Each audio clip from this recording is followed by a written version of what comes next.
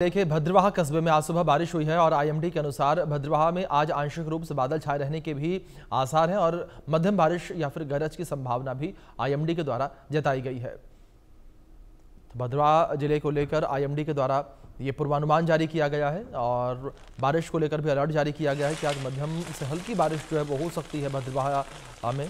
तो जम्मू कश्मीर में लगातार स्थितियां बारिश की वजह से विपरीत बनी हुई नजर आ रही हैं और जम्मू कश्मीर में भी जिस तरीके से लैंडस्लाइड की तस्वीरें निकलकर सामने आई, जगह जगह पर लैंडस्लाइड हुआ, उनसे साफ तौर पर यह नजर आया कि किस तरीके से लगातार मौसम की मार जो है वो जम्मू कश्मीर झेल रहा है, जम्मू कश्मीर के लोग झेल रहे हैं।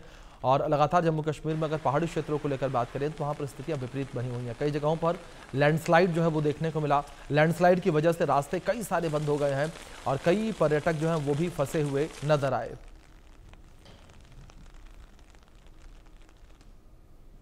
जम्मू के कटरा में लगातार बारिश के कारण हुए भूस्खलन के बाद श्री माता वैष्णो देवी यात्रा लगातार 8वें दिन भी स्थगित रही है और जिस तरीके से माता वैष्णो देवी मार्ग पर लैंडस्लाइड हुआ था, लैंडस्लाइड के बाद से ही यात्रा स्थगित है और यात्रा के स्थगित होने की वजह से यात्रियों को रोक दिया गया है। कई यात्री जो है वो पहुंचे तो उन्हें भी परेशानियों का सामना करना पड़ा क्योंकि लैंडस्लाइड के बाद यात्रा को रोक दिया गया था। लेकिन दूसरी ओर श्रद्धालु जो हैं वो कहीं न कहीं जो स्थानीय प्रशासन है उसके ऊपर भी आरोप लगाते नजर आए कि अगर स्थानीय प्रशासन की मुस्तैदी रहती तो शायद यह हादसा ना होता, लैंडस्लाइड ना होता, कई लोगों की जान न जाती। क्योंकि लगातार बारिश की वजह से चेतावनियां जो है जारी की जा रही थी और ऐसे में जो लोग हैं, जो श्रद्धालु हैं, वो ये भी आरोप लगाते नजर आ रहे हैं स्थानीय प्रशासन पर कि स्थानीय प्रशासन की लापरवाही देखने को मिली, जिस वजह से लैंडस्लाइड हुआ और लैंडस्लाइड में करीब 35 लोगों की जान चली गई। चलिए अब आपको बद्रीनाथ के बारे में बताते हैं, जहां पर बारिश और बर्फबारी हो रही है और भारी बारिश के चलते यहां पर अलर्ट जारी किया गया है। साथ ही हिमालय क्षेत्रों में भी ठंड की दस्तक लगातार अब देखने को मिल रही है। उत्तराखंड की आराध्य देवी मां नंदा के महोत्सव पर फुलकंडी के मंदिर आने के साथ ही नीलकंठ घाटी और उसके आसपास की पहाड़ियों पर आज सुबह से ही बर्फबारी देखी जा रही है, जिससे बद्रीनाथ में ठंडक बढ़ गई है और लोगों ने गर्म कंबल और मोटे कपड़े, ऊनी कपड़े पहनने शुरू कर दिए हैं और इसके साथ ही शीत ऋतु का यहाँ पर आगाज़ हो चुका है। इसके बाद ठंड बढ़ती जाएगी और आसपास की चोटियाँ हल्की बर्फबारी में बहुत ही खूबसूरत नज़र आ रही हैं।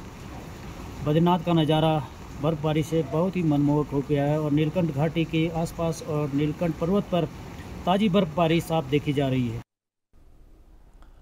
तो लगातार बारिश की जो स्थिति है वो लोगों के लिए मुसीबत का सबब बनी हुई है और हिमालय को लेकर बात करें तो वहाँ पर भी लगातार बारिश का दौर जारी है और लगातार हो रही बारिश की वजह से पहाड़ों पर ठंड जो है वो भी अब आने लगी है। पहाड़ों पर ठंड जो है वो अब देखी जा रही है, लेकिन लगातार बारिश जो है वो लोगों के लिए मुसीबत बनी हुई है।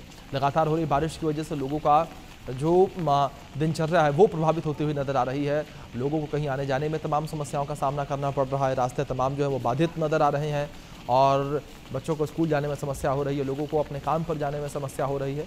लगातार हो रही बारिश की वजह से पहाड़ी क्षेत्रों में लैंडस्लाइड की समस्या भी बनी हुई है, लैंडस्लाइड का डर भी लगातार बना हुआ है। इसी वजह से स्थानीय प्रशासन भी अलर्ट नजर आ रहे हैं। लोगों से लगातार अपील की जा रही है कि लोग ऐसे जगहों से दूर रहें जहाँ पर मिट्टी जो है दरदरी है, जहाँ पर लैंडस्लाइड की संभावनाएँ ज़्यादा रहती हैं। तो ऐसे तमाम हिस्सों को लेकर स्थानीय प्रशासन भी लोगों से अपील कर रहा है कि लोग जो है वो सावधान रहें, सतर्क रहें और स्थानीय प्रशासन के द्वारा लगातार ये अपीलें की जा रही हैं। तो ये कुछ तस्वीरें भी आपके स्क्रीन पर हैं हिमालय से, ये इन तस्वीरों में देख सकते हैं लगातार बारिश की वजह से ठंड का जो मौसम है वो भी अब पहाड़ी क्षेत्रों पर आने लगा है और ठंड जो है लगातार पहाड़ी क्षेत्रों पर देखने को मिल रही है।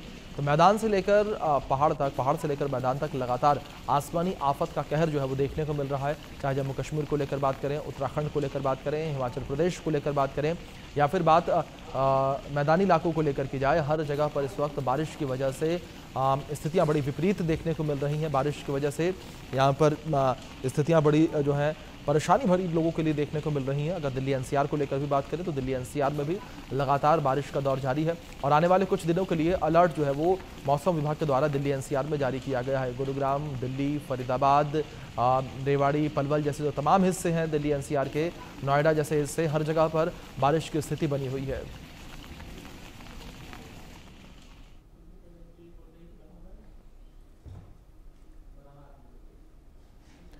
जम्मू कश्मीर में लगातार हो रही बारिश की वजह से परेशानी देखने को मिल रही है और अभी तक जम्मू कश्मीर में पिछले लगभग 1 महीने से भी कम समय में अलग अलग घटनाओं में 120 के करीब लोगों की मौत हो चुकी है, जबकि अभी भी बारिश का सिलसिला जारी है। बारिश के चलते जम्मू में 10 जिलों में दर्जनों वाटर सप्लाई स्कीम्स भी नष्ट हो चुकी हैं। इसी विषय पर आधारित हमारे सहयोगी अजय जांडियाल की रिपोर्ट देखिए।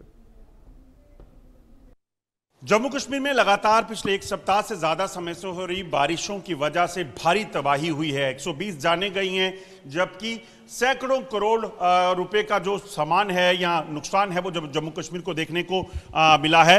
अगर आप देखें, इस समय हम एक वाटर लिफ्टिंग प्लांट में हैं जो पिछले लगभग 4 दिनों से बंद पड़ा हुआ है। आप देखेंगे ये जम्मू का सबसे बड़ा वाटर लिफ्टिंग प्लांट है और यहाँ आप देखेंगे ये तबाही का मंजर।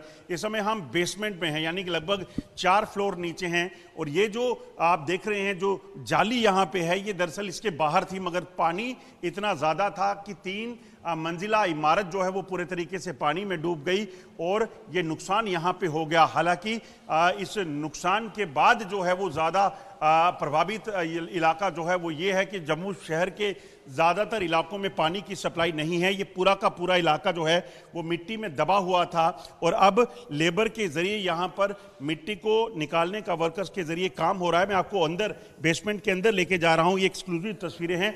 आप देखिए ये वाटर लिफ्टिंग प्लांट है। यहाँ इन मोटर्स के ज़रिए इस पानी को जो है वो निकालने का काम होता है और ये पानी यहाँ से लिफ्ट करके बाकी शहर के बाकी या बाकी डिस्ट्रिक्ट्स में पहुँचाया जाता है, क्योंकि ये बंद है। पिछले 6 दिन से पानी लिफ्ट नहीं हो पा रहा और अब जो पानी की शॉर्टेज है उसे दूर करने की कोशिश जो है वो की जा रही है। यहाँ आप देखें कि किस तरीके से इस वक्त वॉर फुटिंग लेवल पर जो है वो काम चल रहा है।